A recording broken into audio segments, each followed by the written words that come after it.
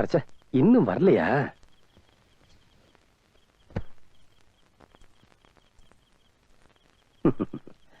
பாரு சாயி,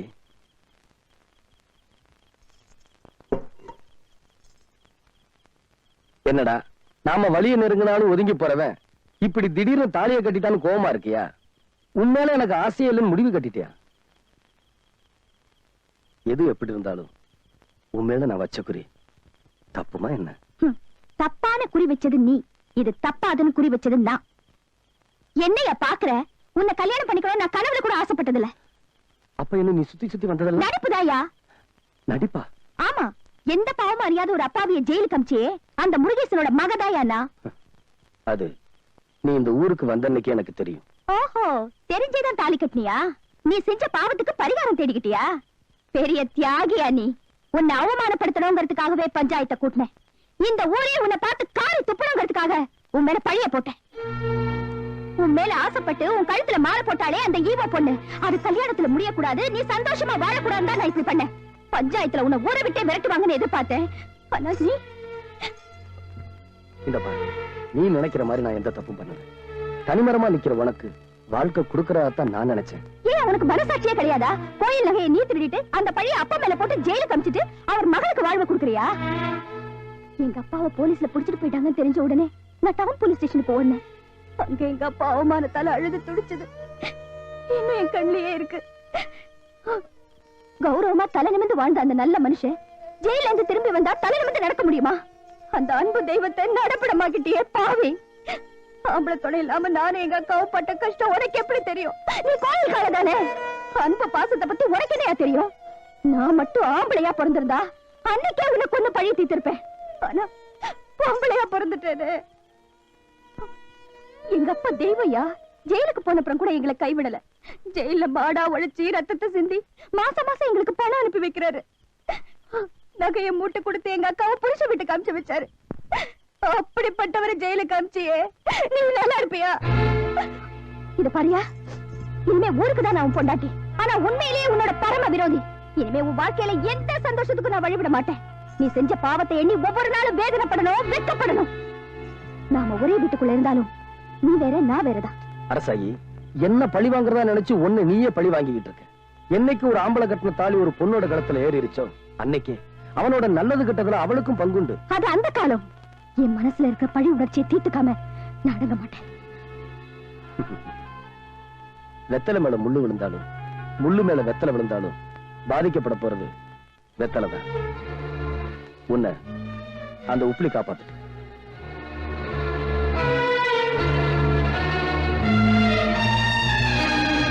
என்ன அரசாயி, சௌக்கியமா?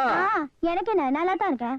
புதுசா கல்யாணம் ஆன பொண்ணு சந்தோஷமா இருக்காளா இல்லையா முகத்தை பார்த்தாலே தெரியாதா? முகத்துலதான் எந்த விதமான கலகலப்புமே தெரியலையே. இதெல்லாம் எப்படி தெரியும் பாக்குறியா? ஆனா கல்யாணம் முதல் நாளே உன் புருஷன் போய் கோயில்ல படுத்தான்ல. விருப்பம் இல்லாத கல்யாணத்துல எப்படிங்க சந்தோஷமா இருக்க முடியும்? ஆமா, நீ முருகேசமாவ தானே? அது எப்படி தெரியும் பாக்குறியா? அதுதான் சுந்தரலிங்கம். அந்த உப்பிலி எனக்கும் விரோதி தான். அவன் என்ன செய்யணும்னு சொல்லு, முடிச்சிருவோம். எங்க அப்பாவை ஜெயிலுக்கு அனுப்பிச்சவனே நான் ஜெயிலுக்கு அனுப்பணும். அதுக்கு நீ ஒத்துழைக்கணுமே. என்ன செய்யணும்?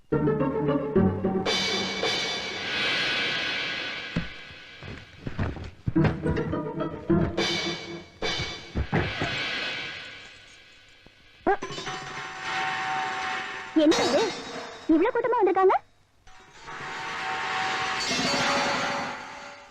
பத்திரமாத்து தங்கம்னு சொன்னாங்களே, அந்த தங்கம் எல்லாம் இப்ப எங்க இருக்கு பாத்தீங்களா?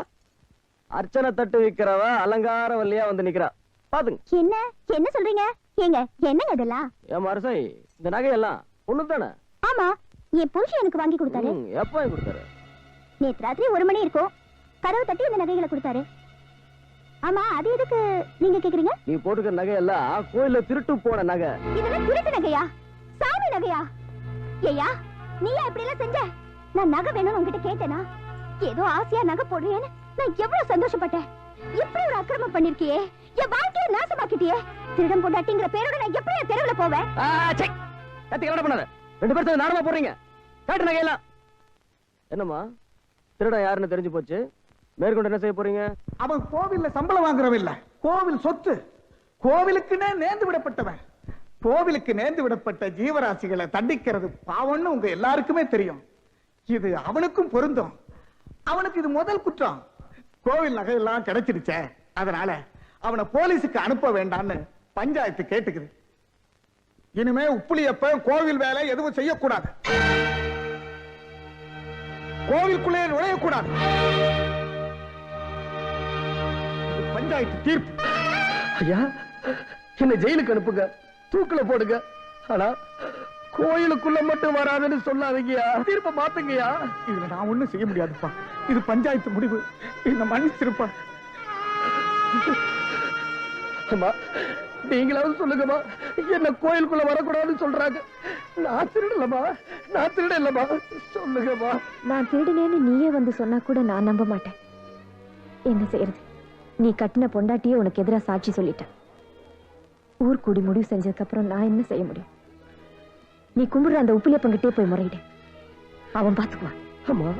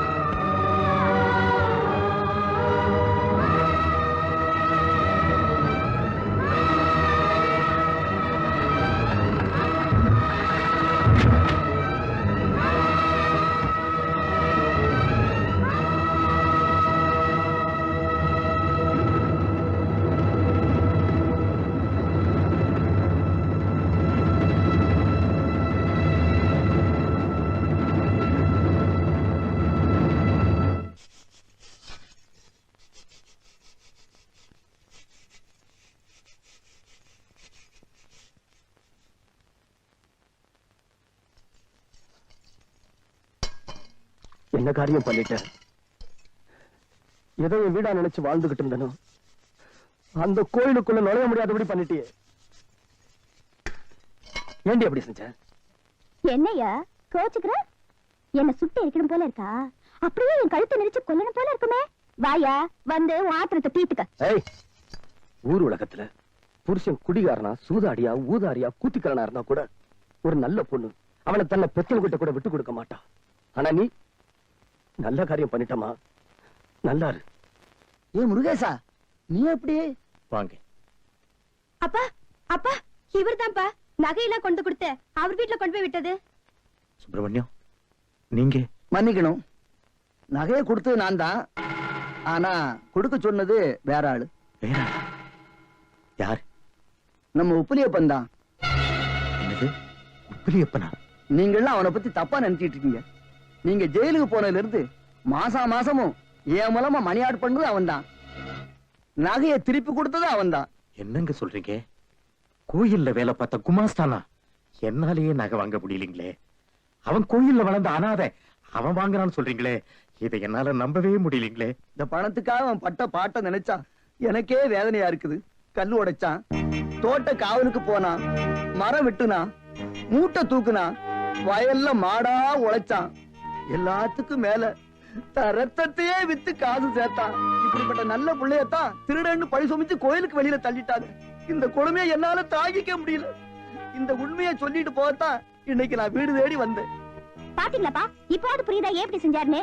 குத்தமலை நெஞ்சு குத்தி இருக்கு, அதான் செஞ்ச பாவத்துக்கு புண்ணியம் தேடி இருக்காரு. இல்லம்மா, நீ சொல்றதெல்லாம் தப்பு. நீ நினைக்கிற மாதிரி உப்பிலியப்பன் எந்த குத்தமும் பண்ணலம்மா. அந்த நகை உப்பிலியப்பன் திருடி என் மேல பழிய போட்டுட்டான். நான் சொன்னதுதாம்மா பொய்.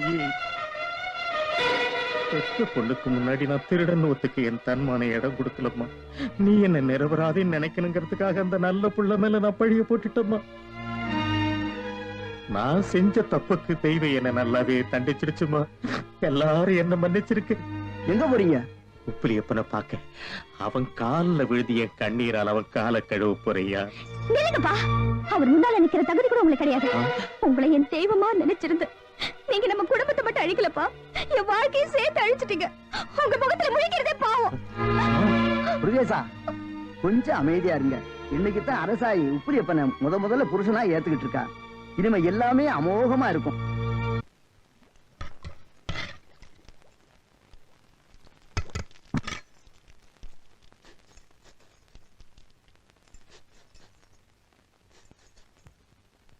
என்னடி இது? என்ன கூப்பிட்டு நானும் ஒத்தாசையா இருந்திருப்பேன்ல. இல்லக்கா, இன்னைக்கு முழுக்க முழுக்க நானே சமைக்கணும்னு ஆசையா இருக்கு.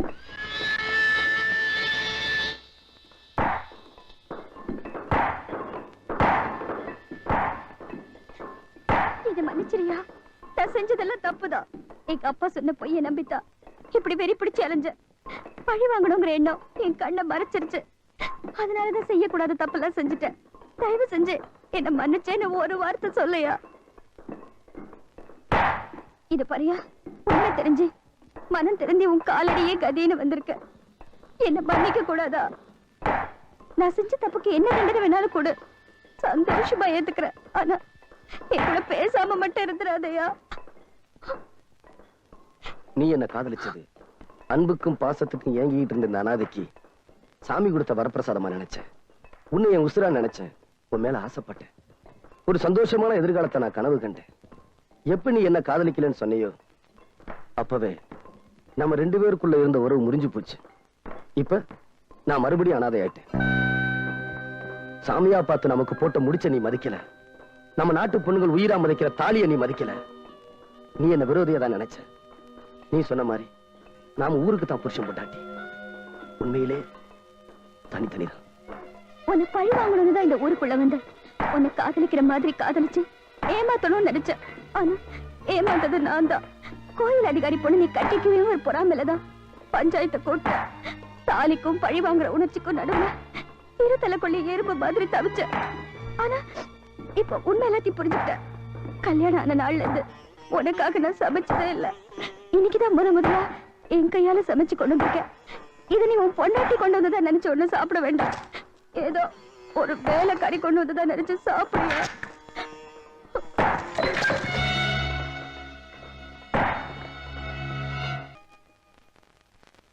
வெடி வச்சிருக்கிறேன். அந்த பக்கம் யாரும் போகாதீங்க. யாரும் அந்த பக்கம் போகாதீங்க. யாரும் அந்த பக்கம் போகாதீங்க. யாரும் போகாதீங்க. அம்மா, அதானே வெடி வச்சிருக்குமா? அந்த பக்கம் போகாத. சொன்னா கேளுமா? வெடி வச்சிருக்குமா? அந்த பக்கம் போகாத. அம்மா, அசாயே நில்லு. அசாயே நில்லு.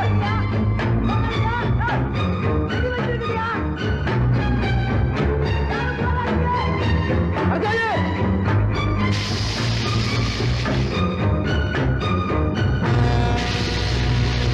நில்லு. அசாயே நில்லு.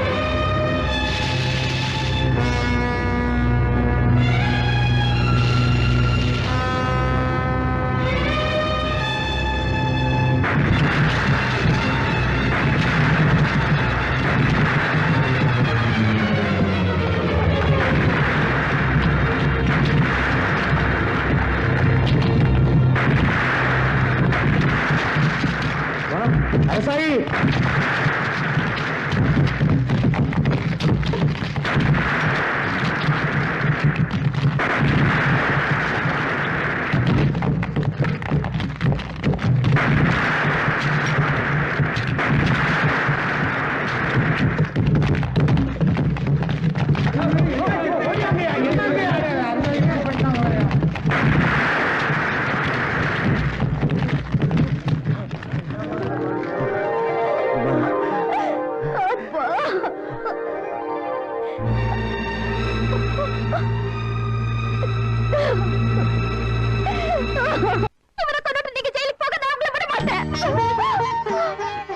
உஷா, நீ பேசுன.